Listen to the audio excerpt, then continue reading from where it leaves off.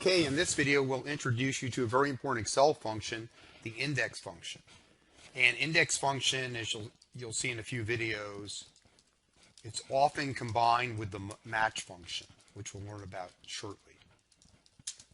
And to be really good at Excel, you have to learn how to combine Excel functions.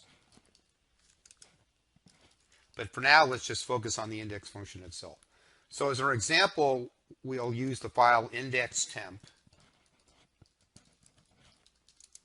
And this gives approximate distances between 9 U.S. cities, Boston, Chicago, through Seattle, etc. And our goal eventually will be to set up a spreadsheet that you can enter the names of two cities and find the distance between them. That will require the match function as well as the index function. But for now, let's just focus on the index function. So the syntax of index is you give me a range of cells, or let's call it an array, and you give me a row number in that array and a column number, and the index function returns the value in that row and column.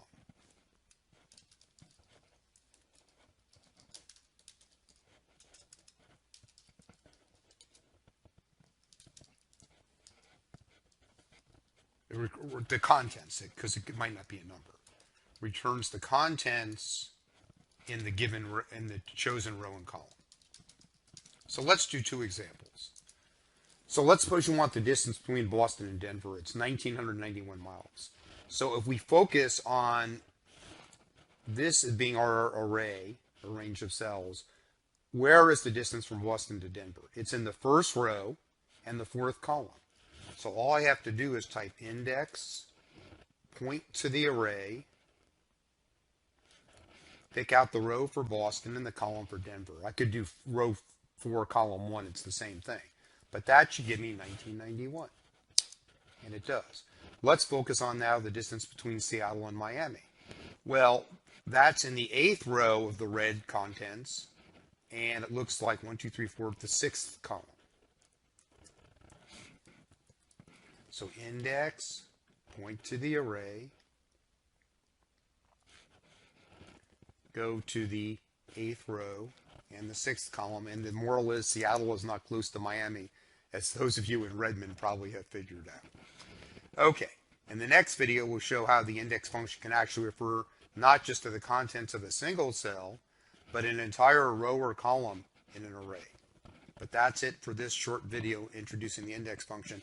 But we'll come back to it in several later videos because it's very powerful when combined with the match function.